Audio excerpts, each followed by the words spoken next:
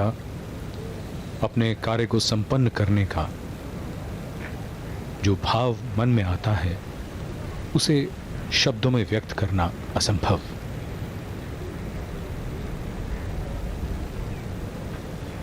धन्यवाद भी, आभार भी।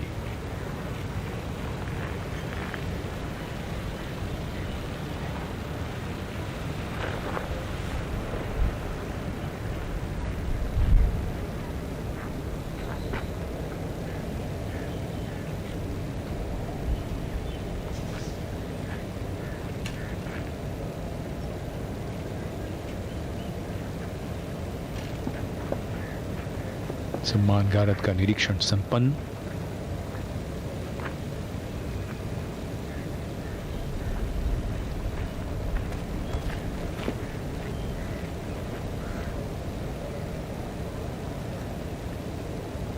Gratitude and greetings going side by side.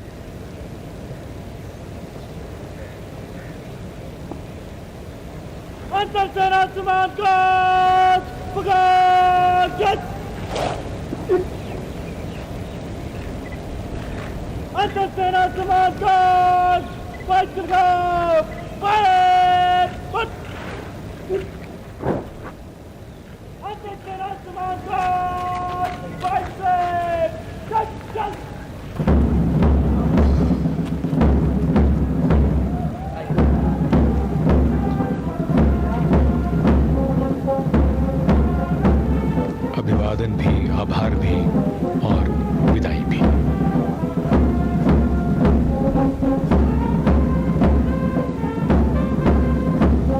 As the band picks up a quick march and the guard marches off,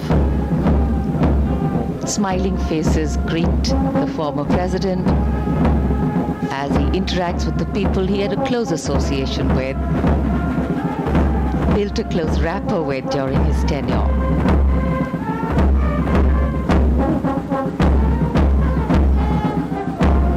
Memories made, memories imprinted, and of course relationships built.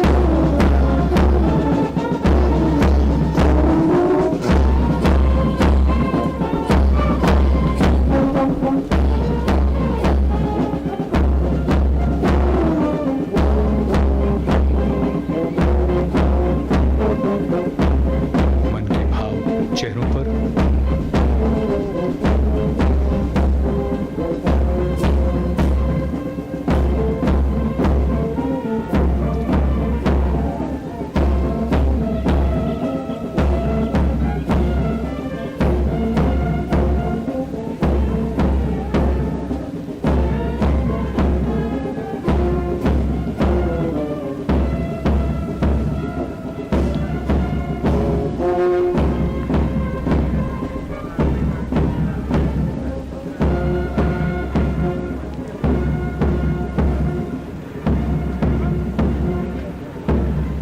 exchanging of notes, conversations, and I'm sure relationships which will carry on into the future.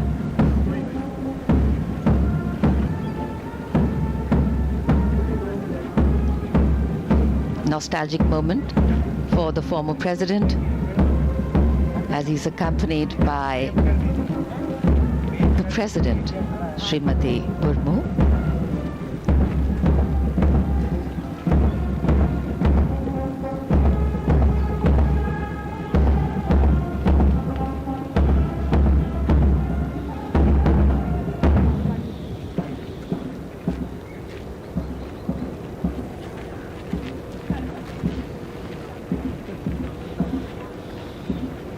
पूर्व राष्ट्रपति की राष्ट्रपति भवन से औपचारिक विदाई।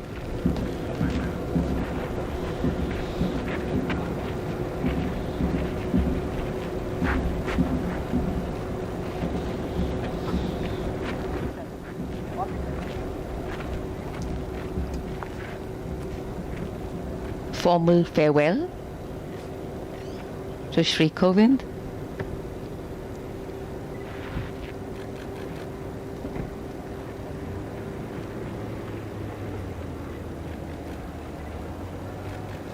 And as the presidential car drives away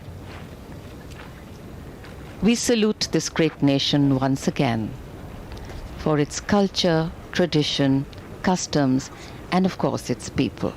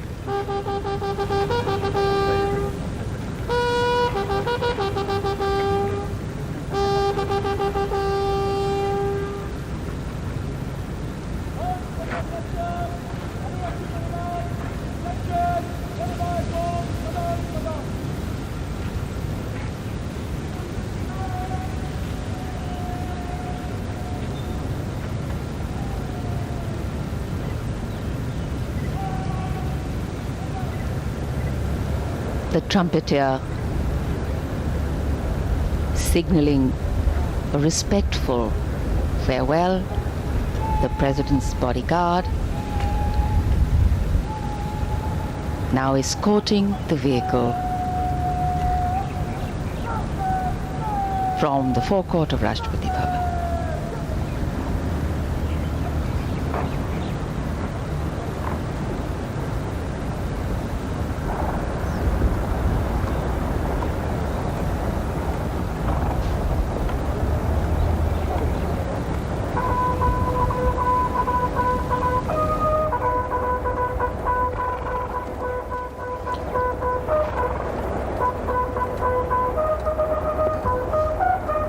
राष्ट्रपति की कारों का काफिला एक बार फिर बढ़ चला है। साथ में उनके घुड़सवार अंगरक्षक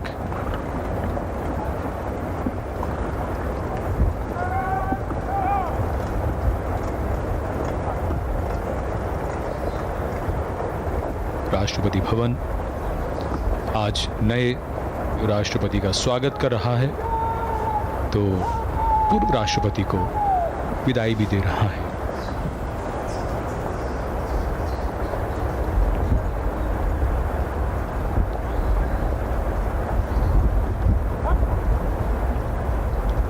A truly traditional and ceremonial send-off, lining the sides of the entrance, the president's bodyguard paying full respect to their former chief, the Supreme Commander.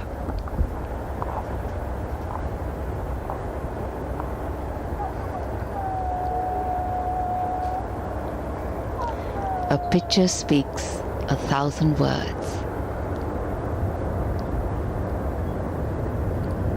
Moments captured for eternity.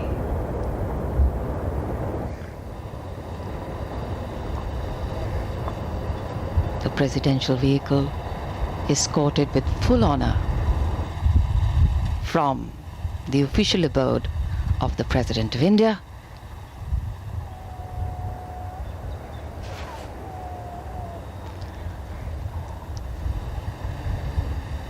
and in it former President Shri Kovind along with India's 15th President Srimati Draupadi Murmu, seeing him off.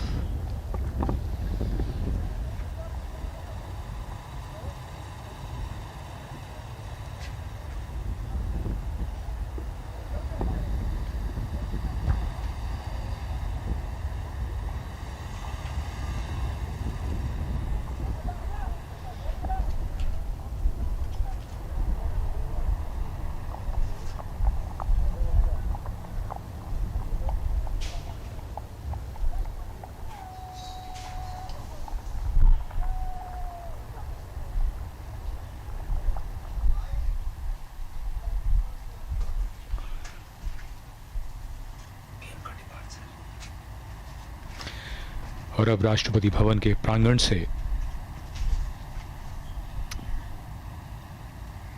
माननीय प्रधानमंत्री श्री नरेंद्र मोदी का प्रस्थान।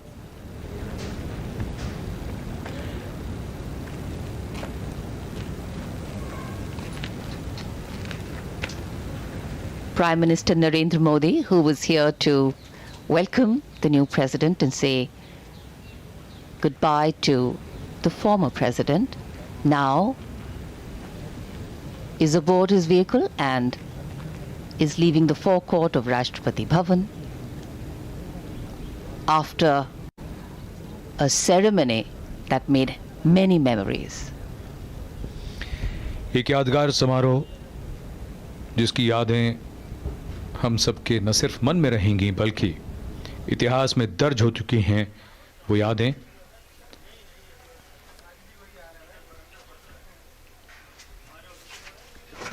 ऐतिहासिक और भव्य राष्ट्रपति भवन जो आज के इस समारोह का साक्षी है।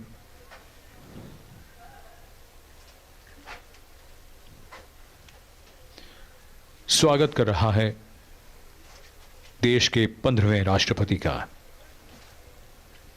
आज 25 जुलाई सन 2022 को देश में 15वें राष्ट्रपति ने शपथ ली है। बदलते भारत ने बहुत कुछ बदला है और सोच भी बदली है। भविष्य में लोग जानेंगे किस तरह यह बदलाव कब हुआ। इसके प्रमाण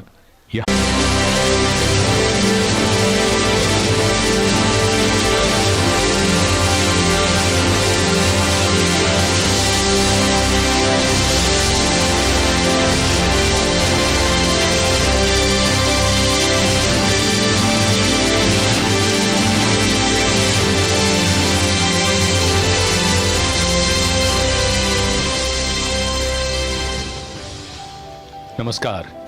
आप सभी का इस विशेष प्रसारण में हार्दिक स्वागत है। इतिहास रचने जा रहा है। इतिहास रचने देश की 15वीं राष्ट्रपति आज शपथ ले रही हैं। नवनिर्वाचित राष्ट्रपति श्रीमती द्रौपदी मुर्मू देश के सर्वोच्च संवैधानिक पद तक पहुंची हैं। देश की पहली आदिवासी महिला आज भारत की विशाल राष्ट्रपति भवन का प्रांगण, जहां राष्ट्रपति अंगरक्षक मुस्तैद अब से कुछ ही देर में यहां राष्ट्रपति भवन से नव निर्वाचित राष्ट्रपति और निवर्तमान राष्ट्रपति संसद भवन के केंद्रीय कक्ष के लिए प्रस्थान करेंगे।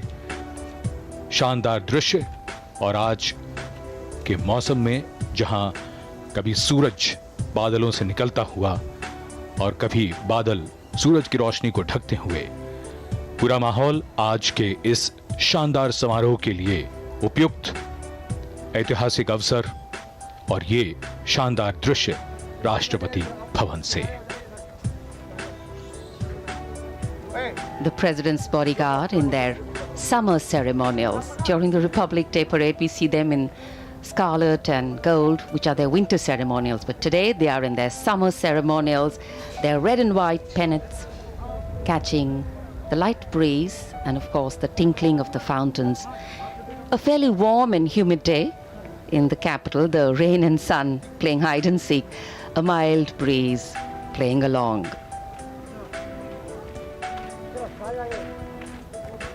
Srimati Draupadi Murmu, a lady whose personal life story from her humble beginnings to becoming the first citizen of this nation is a testimony to a vibrant, alive and functioning democracy where sheer hard work, dedication, courage and of course perseverance gave her the path to chase her individual dream to bring about collective well-being through sweat, toil and belief in herself. And as she will come in as India's first citizen, as the President of India, she will keep people at the foreground.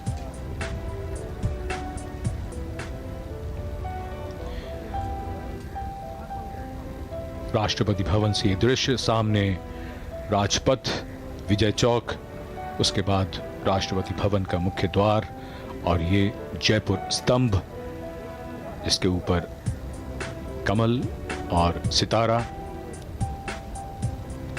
Rashtrapati Bhavan का शानदार गुंबद जो दूर से ही दिखता है, तांबे का बना हुआ, बहुत ही भव्य और विशाल ये राष्ट्रपति भवन, और इसका ये मुख्य द्वार, लोहे का विशाल फाटक।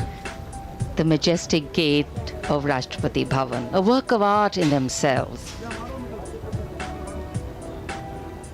going up to 6 meters in width.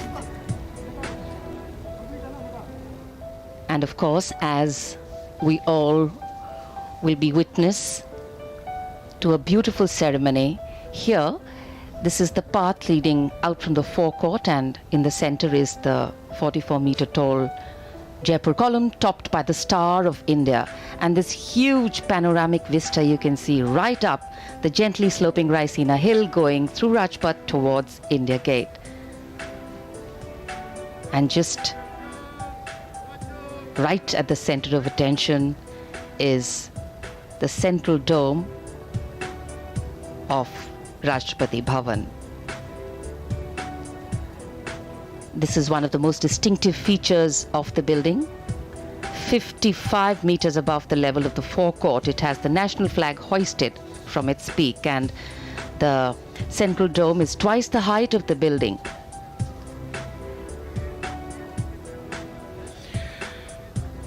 Rashtrapati Bhavan का ये प्रांगण, और सामने इसमें ये खंबे, 12 खंबे सामने और 8 पीछे, यानी कुल 20 खंबे, और सामने उसके हैं 31 सीढ़ियां।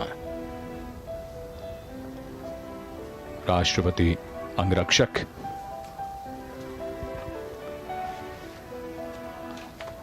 रायसीना पहाड़ी पर राष्ट्रपति भवन के सामने नॉर्थ ब्लॉक और साउथ ब्लॉक, जहां भारत सरकार के महत्वपूर्ण मंत्रालय और प्रधानमंत्री कार्यालय यहीं मौजूद है। राष्ट्रपति भवन के ठीक सामने प्रांगण में जयपुर कॉलम 145 फीट ऊंचा है।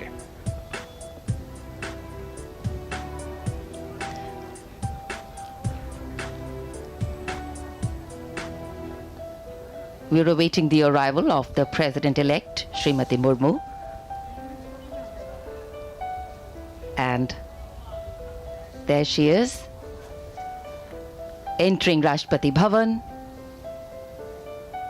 her home and office for the next 5 years. नवनिर्वाचित राष्ट्रपति श्रीमती द्रौपदी मुर्मू का स्वागत अभिवादन कर रहे हैं निवर्तमान राष्ट्रपति श्री रामनाथ कोविंद, उनकी पत्नी Shrimati Savita Kovind. Warm smiles, warm greetings.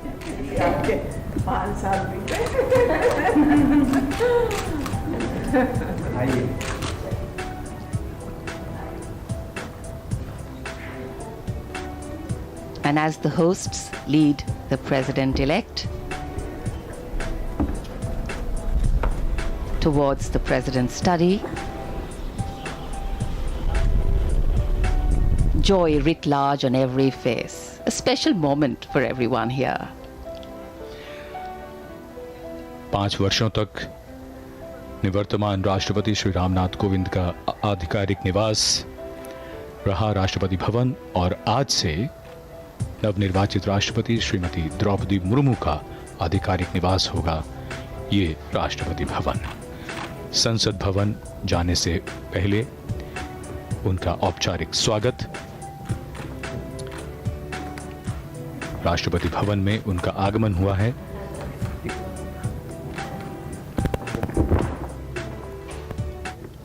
And as President Kovind will bid adieu to his office and makes way for Srimati Murmu, we witness another core component of democracy, that change is the only constant, and graceful transitions ensure seamless continuity. The office of the President of India has a dignity, decorum and gravitas that President Ramnath Kovind has brought in. In addition to upholding these, his earthy wisdom has added a lot.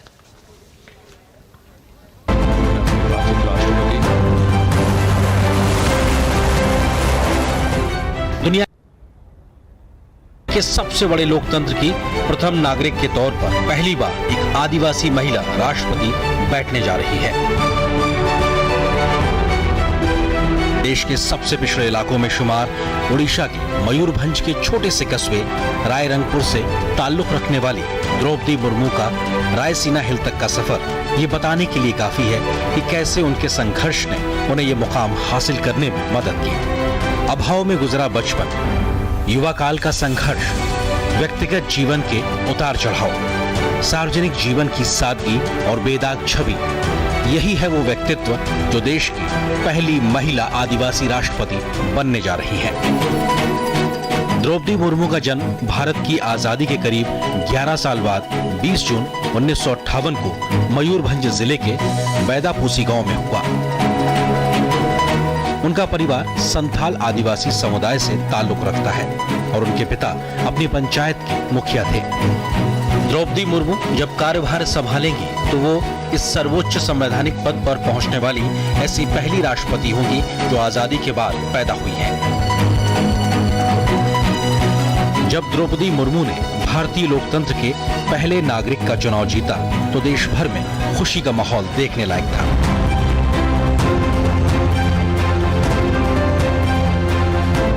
प्रधानमंत्री नरेंद्र मोदी ने भी उनकी जीत को गरीबों, पिछड़ों और हाशिए के लोगों की जीत करार दिया तो उनके प्रशासनिक अनुभव से देश को लाभ मिलने का भरोसा भी जताया।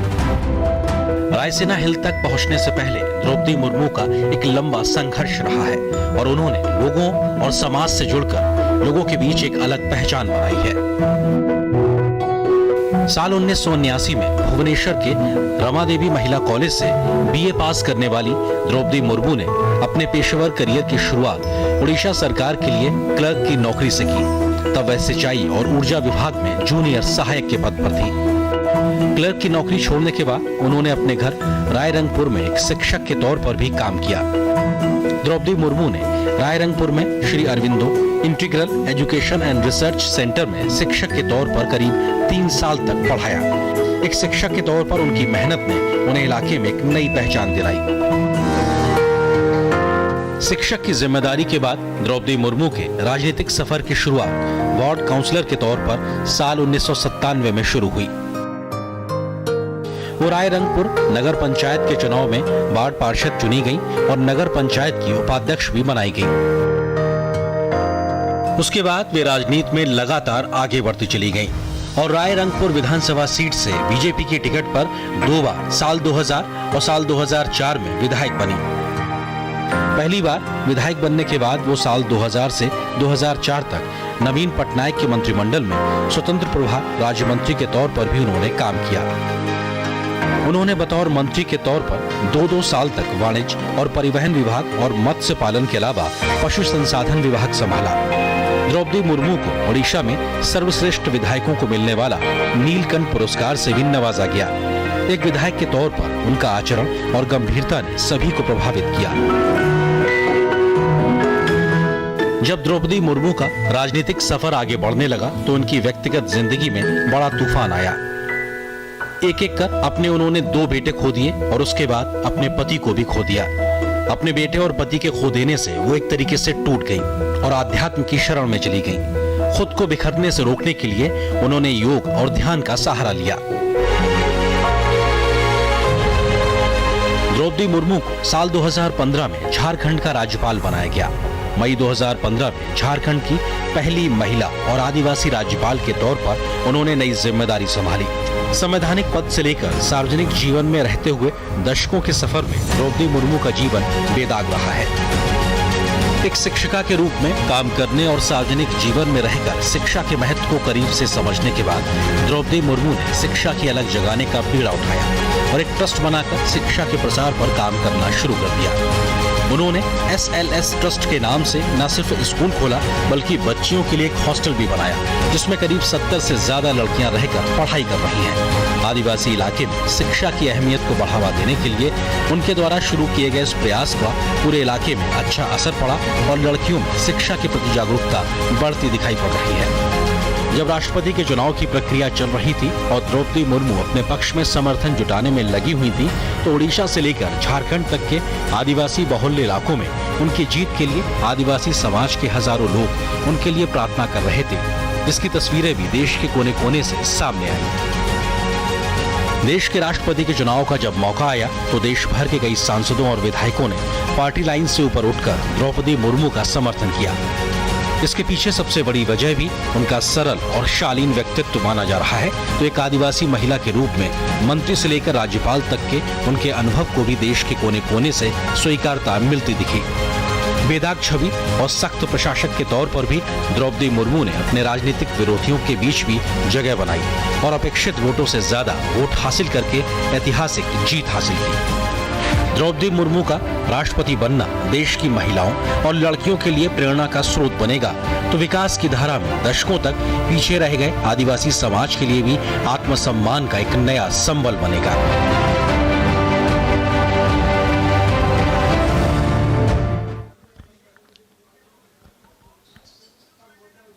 नवनिर्वाचित राष्ट्रपति श्रीमती द्रौपदी मुर्मू ये ना तो साधारण व्यक्ति हैं और ना ही इनके संघर्ष की गाथा साधारण है।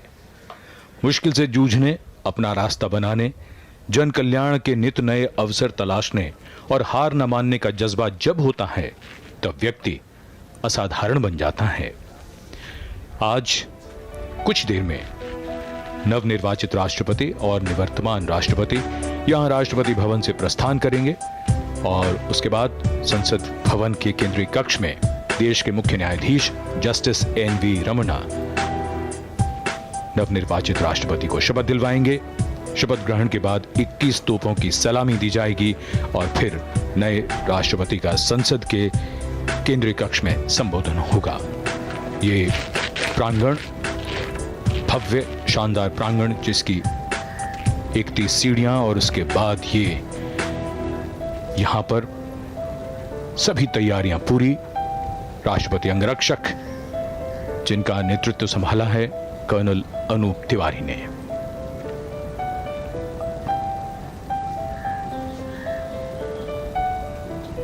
The President's bodyguard ready, awaiting the arrival at this majestic forecourt of Rashtrapati Bhavan of the President and the President-elect. Srimati Draupadi Murmu's coming into Rashtrapati Bhavan as India's 15th President will strengthen the grassroots connect of the country's highest office with those who give democracy its strength, India's people, in not only big towns and cities, but in villages and far-flung areas that are seldom heard of, seen or even thought of, but hold us together as a nation, silently, strictly, and with muted expectations. There are countless stories there of humble beginnings and humble ends, but all teaching us that value of endurance, tolerance, toil, and pragmatism. And one such story today, one with humble beginnings as a village headman's daughter and granddaughter, moving on to head the largest democracy in the world as its constitutional head. Her story, of course, is inspiring, but the Santhal tribe she hails from has a long history of fighting the British, fighting injustice and fighting with honor. Patriotism runs in their blood and they epitomize the line, if you believe in something, then fight for it. Simple things make strong statements.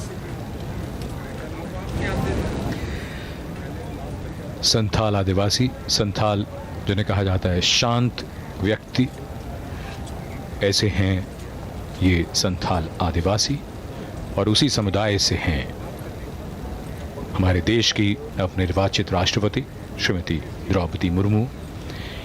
ये विशाल और भव्य राष्ट्रपति भवन, उसके सामने रायसीना पहाड़ी से नीचे की ओर Vijay Chowk, north block, south block, वास्तुकला का एक शानदार नमूना। विजय चौक से भव्य राष्ट्रपति भवन जिसके एक ओर नॉर्थ ब्लॉक और दूसरी तरफ साउथ ब्लॉक। और ये दृश्य ख़ास मौक़ों पर हम सब देखते हैं। आज ऐसा ही विशेष अवसर है और यहाँ निवर्तमान राष्ट्रपति के साथ नवनिर्वाचित राष्ट्रपति श्रीमती द्रौपदी मुर्मू अब कुछ ही समय में यहाँ से राष्ट्रपति भवन के प्रांगण की ओर अग्रसर हैं। वहाँ से वो प्रस्थान करेंगी माननीय राष्ट्रपति जी की साथ संसद के केंद्रीय कक्ष की ओर। Specially placed cameras giving you an inside view of the galleries of Rashtrapati Bhavan. Interesting to know that there are 2.5 kilometers of corridors in Rashtrapati Bhavan.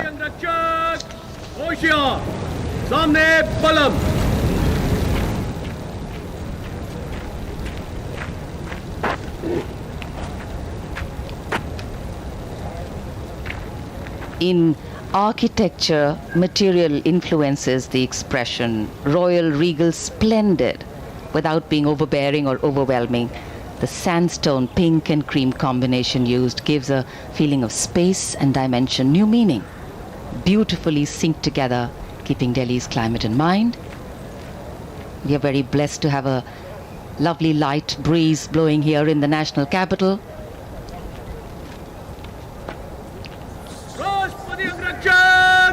सलामी देगा जनरल सल्यूट मध्य ब्रेक।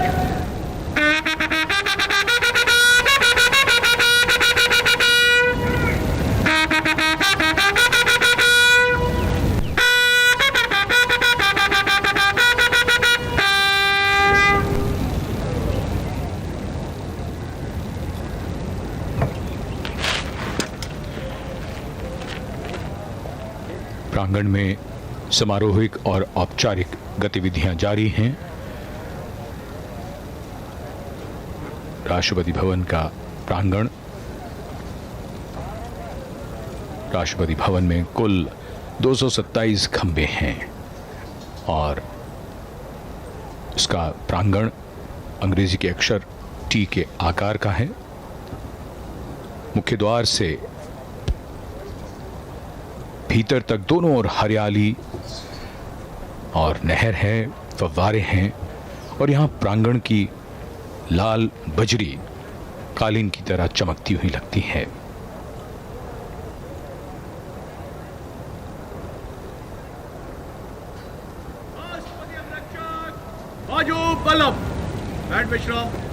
प्रांगण के ठीक सामने जो गुंबद है वही दरबार हॉल का गुंबद, जो दूर से ही राष्ट्रपति भवन की पहचान। बलुआ पत्थर के बने खंभों के ऊपर चारों कोनों पर घंटियों को उकेरा गया है और भव्य और शानदार इमारत राष्ट्रपति भवन, देश के प्रथम नागरिक का आधिकारिक निवास। The work of democracy is hard, the progress of democracy is uneven, and the only path of democracy is through inclusion. Today we walk the talk of inclusion, diversity, and possibilities. As Srimati Draupadi Murmu will take oath as India's 15th President.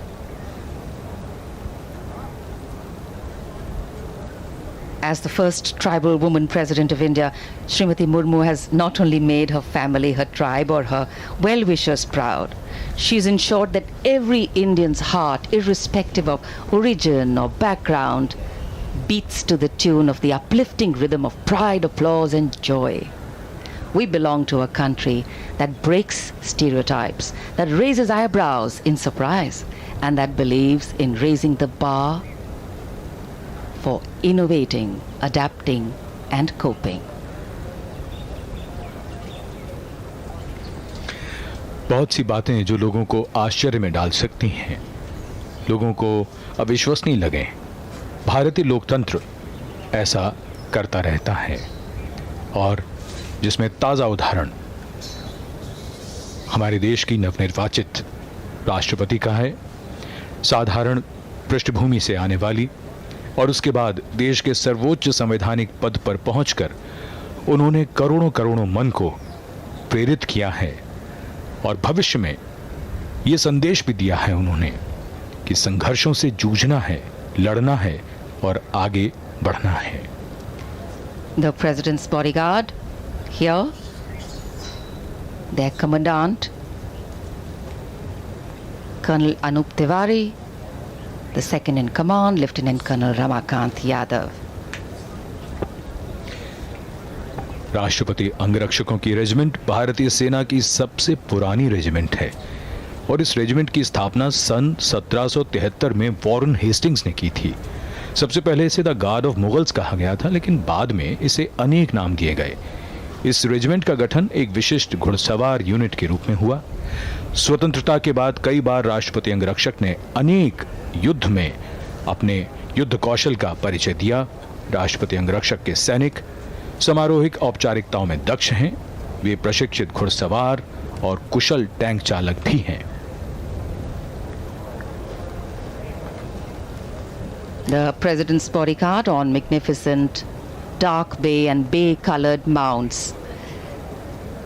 And in fact, the guards are riding steeds that are the tallest held by any mounted unit in the country, at a minimum of 15.5 hands, and these magnificent horses are very well looked after by the 44 Military Veterinary Hospital.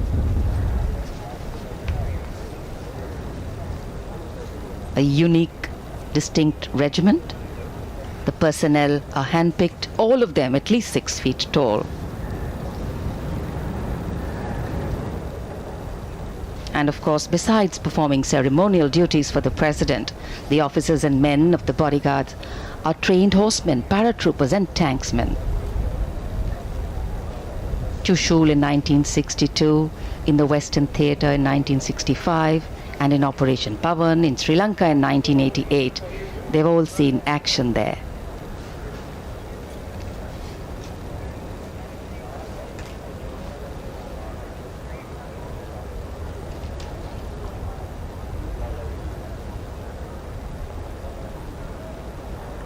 The flag fluttering high, indicating that the President is in Rashtrapati Bhavan in residence.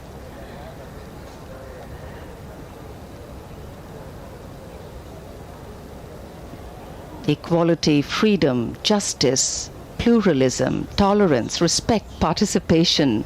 The list of values that a democracy stands for include that which has been stated by earlier generations and also those which evolve as time goes by. To keep up with the times, to yet bring in tradition so that the past and the future are connected by the present. That is a legacy we leave behind. नवनिर्वाचित राष्ट्रपति का जीवन महिलाओं और बालिकाओं के लिए बड़ी प्रेरणा है। ज्यादातर समाजों में हमने देखा है कि लिंग भेद होता है, बेटा बेटी में भेद किया जाता है और ऐसे में बालिकाओं के सामने, महिलाओं के सामने संघर्ष और भी ज़्यादा कठिन हो जाता है। पिछले कुछ वर्षों में सरकार ने बालिका विकास के लिए कई कदम उठाए हैं, जिनमें बेटियों को बचाने के लिए बेटियों को बचाओ और इसी के साथ बेटी बचाओ बेटी पढ़ाओ, सुकन्या समृद्धि योजना, CBSE की उड़ान योजना, लड़कियों के लिए मुफ्त या राज सहायता प्राप्त शिक्षा, कॉलेजों और विश्वविद्यालयों में महिलाओं के लिए आरक्षण, माध्यमिक शिक्षा के लिए लड़कियों को प्रेरित करने की राष्ट्रीय योजना। इसके साथ साथ जो सबसे महत्वपूर्ण बात आ जाती है वो ये कि जितने भी अवसर हैं उसमें कहीं कोई भेदभाव ना हो, समानता हो, लड़कों के बराबर उन्हें भी आगे बढ़ने के वो सभी अवसर प्राप्त हों और ये सुनिश्चित हो घर से। वो समाज जब भेद नहीं करता, जब बेटा और बेटी समान हैं तब वो समाज पूरी तरह से विकसित होता है, विकास करता है। ये ऐसी कहानियां हैं जो प्रेरणादायी हैं और जिनकी मिसालें आने वाली पीढ़ियां भी देंगी।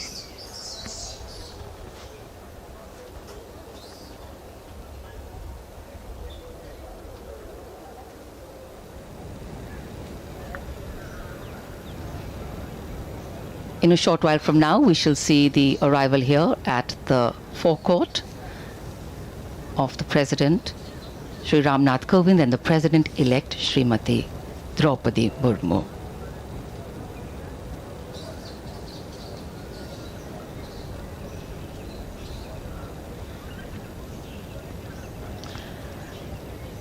As the constitutional head of the country, the President is de facto also the first citizen of India, playing a significant role of the head of state of India. The President is also the supreme commander of the three Indian armed forces.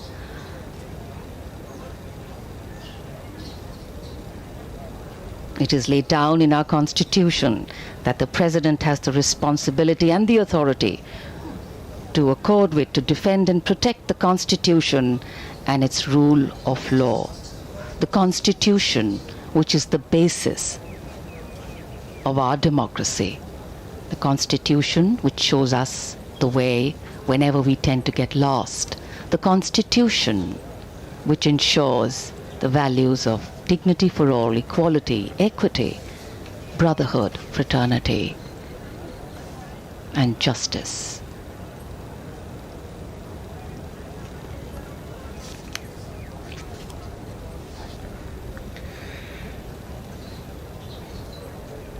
राष्ट्रपति अंगरक्षक मुस्तैद राष्ट्रपति भवन के प्रांगण में दरबार hall के सामने ये प्रांगण की मुख्य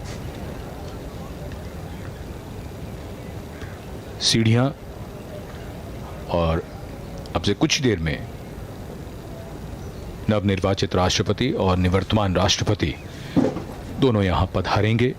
उसके बाद उन्हें राष्ट्रीय सैल्यूट दिया जाएगा और फिर वो प्रस्थान करेंगे संसद भवन के केंद्रीय कक्ष की ओर। ये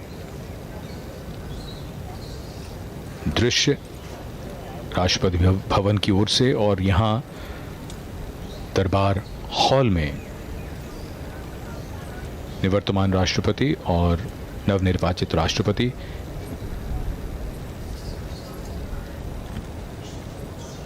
Information and informal procession.